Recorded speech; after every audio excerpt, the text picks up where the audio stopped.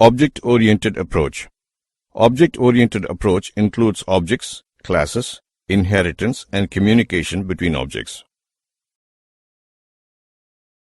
The key ideas are objects, encapsulation, class and inheritance, and messages.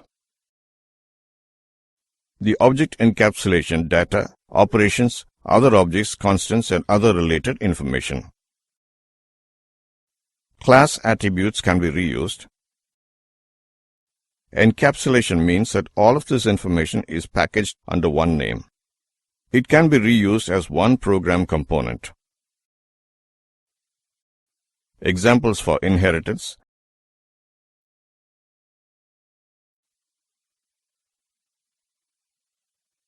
Message format in communication.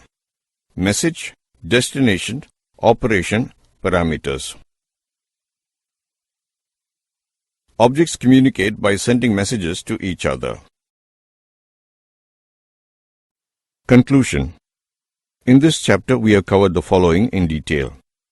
Software program and its objective, software development techniques, top-down versus bottoms-up approach, modular programming, structures programming, introduction about object-oriented approach. Learning objectives. In this chapter, the user will learn the following in detail. Software program and its objective, software development techniques, top-down versus bottoms-up approach, modular programming, structures programming, introduction about object-oriented approach. Modular and structures programming. Modular programming. Modular programming is the process of subdividing a computer program into separate subprograms. A module is a separate software component. It can often be used in a variety of applications and functions with the other components of the system. Modules can be reused by other applications. Structured programming. Structured programming is an important component-level design technique. Fundamental constructs of structures are sequence, condition, and repetition. Sequence implements processing steps that are essential in the specification of any algorithm. Condition provides the facility for selected processing based on some logical occurrence. Repetition allows for looping.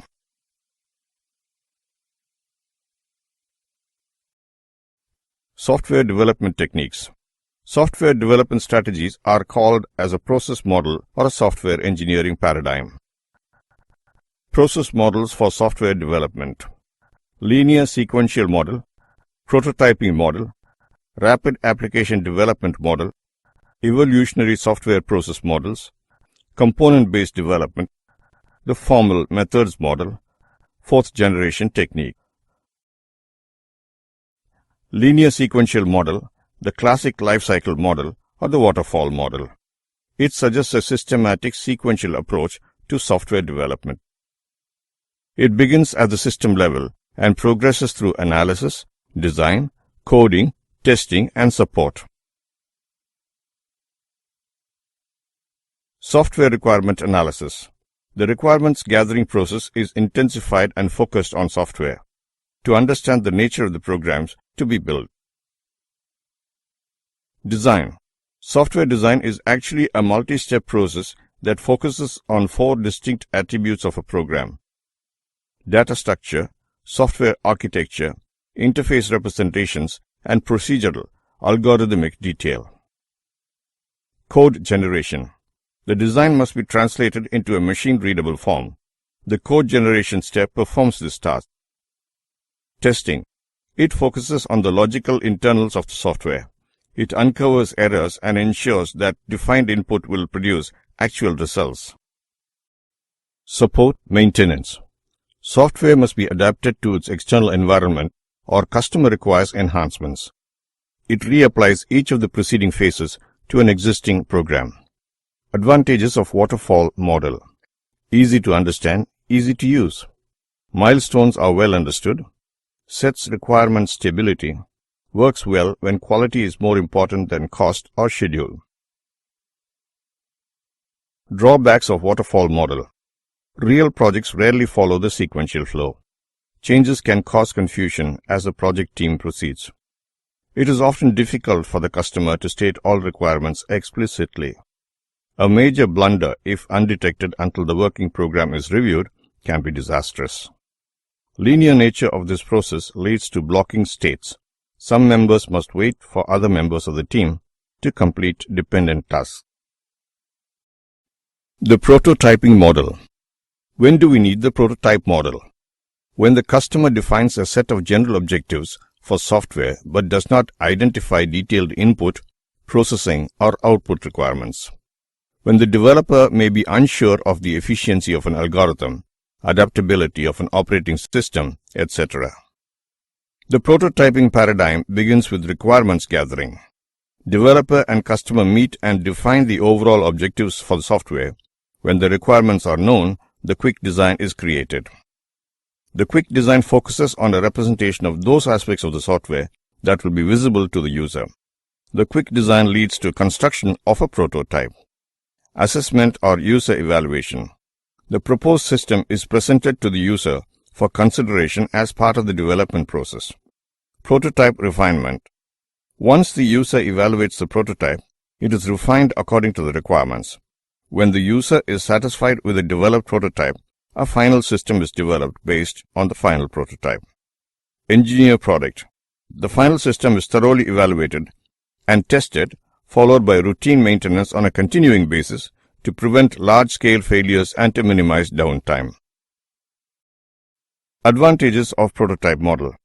Prototype is evaluated by the user and used to refine requirements of the software. If a working prototype is built, the developer attempts to use existing program fragments that enable working programs to be generated quickly. Actual software is engineered with an eye toward quality and maintainability. Drawbacks of prototype model. Compromises on the quality of the product. The developer often makes implementation compromises. An inappropriate operating system or programming language may be used. An inefficient algorithm may be implemented simply to demonstrate capability. This model leads to false expectations. Often the user believes that the development of the system is finished when it is not. Rapid Application Development Model. Rapid Application Development, RAD, is an incremental model. It is an extremely short development cycle. The RAD model is a high-speed adaptation of the linear sequential model. Rapid development is achieved by using component-based construction. If requirements are well understood and project scope is constrained, the RAD process enables a development team to create a fully functional system within a very short time period, that is, 60 to 90 days, used primarily for information system applications. Figure shows the rapid application development process. The RAD approach encompasses the following phases. Business modeling. The information flow among business functions is modeled in a way that answers the following questions. What information drives the business process? What information is generated? Who generates it? Where does the information go? Who processes it? Data modeling. The information flow is refined into a set of data objects. Attributes of each object are identified and the relationships between these objects are defined. Process modeling. To achieve the information flow necessary to implement a business function, processing descriptions are created for adding, modifying, deleting, or retrieving a data object. Application generation. RAD assumes the use of fourth-generation techniques. The RAD process works to reuse existing program components. Testing and turnover. Many reused components are already tested. However, the new components must be tested and all interfaces fully exercised. Advantages of RAD. Reduced development time. Increases reusability of components. Integration from very beginning solves a lot of integration issues. Many of the program components have already been tested. This reduces overall testing time. Automated tools are used to facilitate construction of the software. Drawbacks of RAD. For large but scalable projects, RAD requires sufficient human resources to create the right number of R&D teams. Requires highly skilled developers, designers, to get a system complete in a much abbreviated time frame. If commitment is lacking, R&D projects will fail. Only systems that can be modularized can be built using R&D. R&D is not appropriate when technical risks are high, when a new application makes heavy use of new technology, or when the new software requires a high degree of interoperability with existing computer programs. Evolutionary software process models. Evolutionary models are iterative to develop increasingly more complete versions of the software.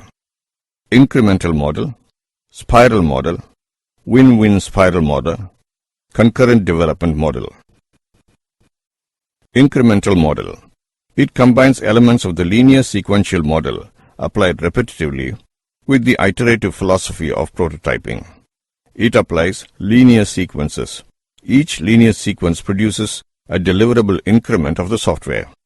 For example, word processing software developed using the incremental paradigm might deliver basic file management, editing, and document production functions in the first increment, more sophisticated editing and document production capabilities in the second increment, spelling and grammar checking in the third increment, and advanced page layout capability in the fourth increment. When an incremental model is used, the first increment is often a core product. The core product is used by the customer. As a result of use, a plan is developed for the next increment. The plan addresses the modification of the core product to meet the needs of the customer and delivery of additional features and functionality. This process is repeated following the delivery of each increment until the complete product is produced. Figure shows the incremental process model.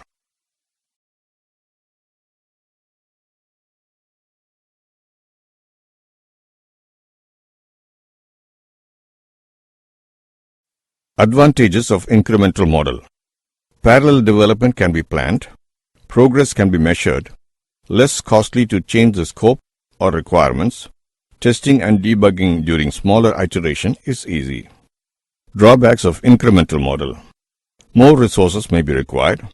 Not suitable for smaller projects. Highly skilled resources are required for risk analysis. The spiral model. It is an evolutionary software process model that couples the iterative nature of prototyping with the controlled and systematic aspects of the linear sequential model or the waterfall model. It provides the potential for rapid development of incremental versions of the software. During early iterations, the incremental release might be a paper model or prototype. During later iterations, increasingly more complete versions of the engineered system are produced. A spiral model is divided into a number of framework activities, also called task regions. The following figure depicts a spiral model that contains 6 task regions.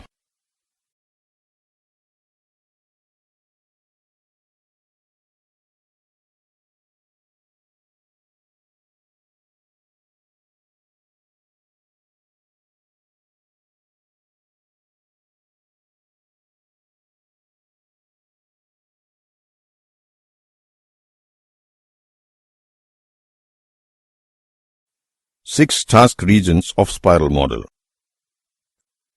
Customer communication. Tasks required to establish effective communication between developer and customer. Planning. Tasks required to define resources, timelines, and other project-related information. Risk analysis. Tasks required to assess both technical and management risks. Engineering. Tasks required to build one or more representations of the application. Construction and release. Tasks required to construct, test, install, and provide user support, that is, documentation and training. Customer evaluation. Tasks required to obtain customer feedback based on evaluation of the software. Task set. Each of the regions is populated by a set of work tasks.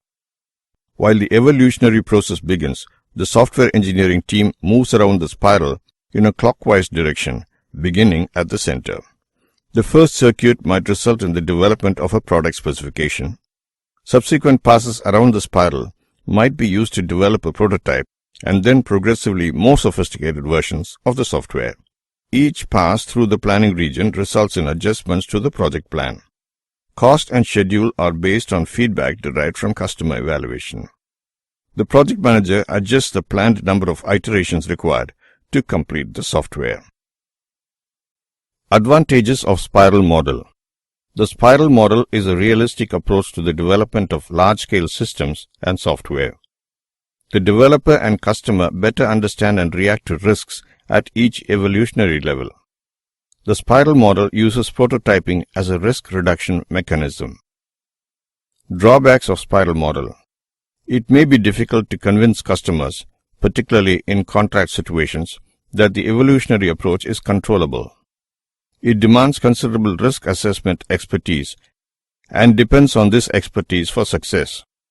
If a major risk is not uncovered and managed, problems will undoubtedly occur. The win-win spiral model. When is this model needed to develop a software? When the customer and the developer enter into a process of negotiation, the best negotiations strive for a win-win result. That is, the customer wins by getting the product that satisfies the customer's needs, and the developer wins by working to realistic and achievable budgets and deadlines. The win-win spiral model is illustrated in Figure.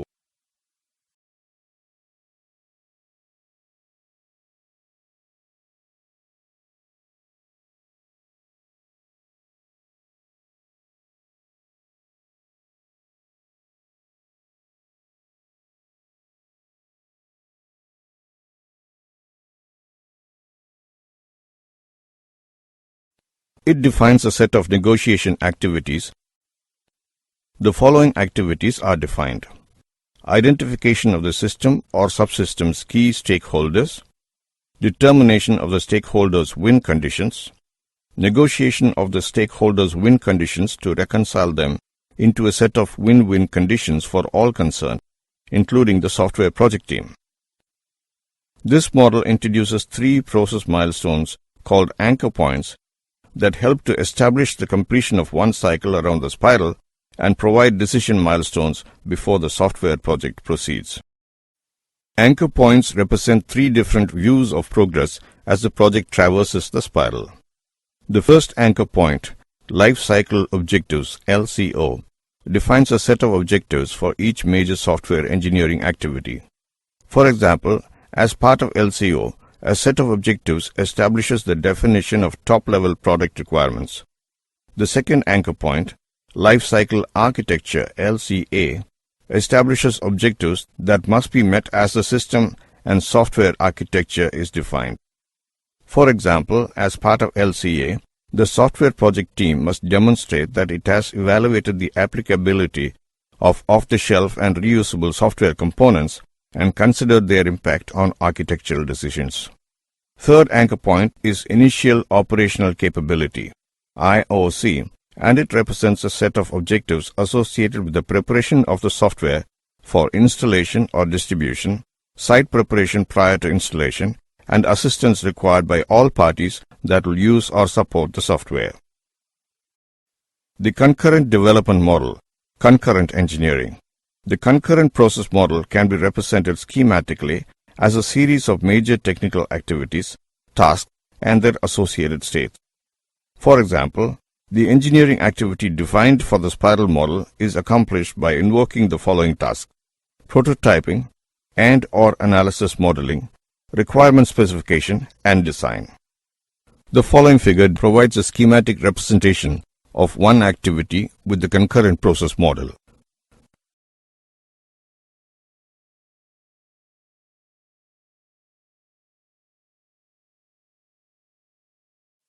All activities exist concurrently but reside in different states. For example, early in a project, the customer communication activity has completed its first iteration and exists in the awaiting changes state. The analysis activity, which existed in the none state while initial customer communication was completed, now makes a transition into the under development state. If customer indicates that changes in requirements must be made, the analysis activity moves from the under development state into the awaiting changes state. The concurrent process model defines a series of events that will trigger transitions from state to state for each of the software engineering activities. For example, during early stages of design, an inconsistency in the analysis model is uncovered. This generates the event analysis model correction, which will trigger the analysis activity from the done state into the awaiting changes state. When applied to client-server, the concurrent process model defines activities in two dimensions: system dimension, component dimension. System-level issues are addressed using three activities: design, assembly, and use. The component dimension is addressed with two activities: design and realization. Concurrency is achieved in two ways. System and component activities occur simultaneously and can be modeled using the state-oriented approach described previously. Client-server application is implemented with many components, each of which can be designed and realized concurrently. Advantages of concurrent model. It is used for the development of client-server applications. The concurrent process model is applicable to all types of software development. It provides an accurate picture of the current state of a project. It defines a network of activities. Each activity on the network exists simultaneously with the other activities. Events generated within a given activity or at some other place in the activity network trigger translations among the states of an activity. Component-based development. Object-oriented technologies provide the technical framework for a component-based process model. Object-oriented paradigm emphasizes the creation of classes that encapsulate both data and algorithms used to manipulate the data. Object-oriented classes are reusable across different applications and computer-based system architectures. Component-based development model composes applications from pre-packaged software components called classes. This is accomplished by examining the data to be manipulated by the application and the algorithms that will be applied to accomplish the manipulation. Corresponding data and algorithms are packaged into a class. The concurrent model is illustrated in Figure 1. Classes created in existing projects are stored in a class library or repository. Once candidate classes are identified, the class library is searched to determine if these classes already exist. If they do, they are extracted from the library and reused. If a candidate class does not reside in the library, it is engineered using object-oriented methods. The first iteration of the application to be built is then composed using classes extracted from the library and any new classes built to meet the unique needs of the application. Process flow then returns to the spiral and will ultimately re-enter the component assembly iteration during subsequent passes through the engineering activity. The formal methods model. This model has formal mathematical specification of computer software, used to specify, develop, and verify a computer-based system by applying a rigorous mathematical notation. A variation on this approach called clean room software engineering. When formal methods are used during development, they provide a mechanism for eliminating many of the problems that are difficult to overcome using other software engineering paradigms. Advantages of formal methods model. Ambiguity, incompleteness, and inconsistency can be identified and corrected more easily. During design, they serve as a basis for program verification. Formal methods model offers the promise of defect-free software. Drawbacks of formal methods model. The development is time-consuming and expensive. Extensive training is required. It is difficult to use the models as a communication mechanism for technically unsophisticated customers. Fourth generation techniques, 4GT, encompasses a broad array of software tools. The tool automatically generates source code or a model composed of a network of graphical icons. Implementation using a 4GT leads to automatic generation of code to create desired results. The fourth generation technology is illustrated in Figure. Advantages of 4GT. 4GT is a viable approach for many different application areas. 4GT offers a credible solution to many software problems. Use of 4GT reduces the time to produce software for small and intermediate applications. Reduces the amount of design and analysis for small applications. Drawbacks of 4GT. The use of 4GT without design for larger projects leads to less quality and poor maintainability. Software program and its objective. Software program. Software program is a sequence of instructions that, when executed, provide desired function and performance. Software that controls an automated machine. Types of software. System software. Application software. System software. To run a computer's hardware and application programs. Application software. To interact with system software. Then, system software directs computer hardware to perform the necessary tasks. Application software has two types. Proprietary software. Off-the-shelf software. Proprietary software. Program for a specific application, usually developed and owned by a single company. Off-the-shelf software. Existing software program that is purchased. Software engineering. Software engineering is a systematic approach to the design, development, operation and maintenance of a software system. Objectives of software engineering. Maintainability, ease with which changes in a functional unit can be performed. Reusability, extent to which module can be used in multiple applications. Portability, ease with which software can be transferred from one computer system or environment to another.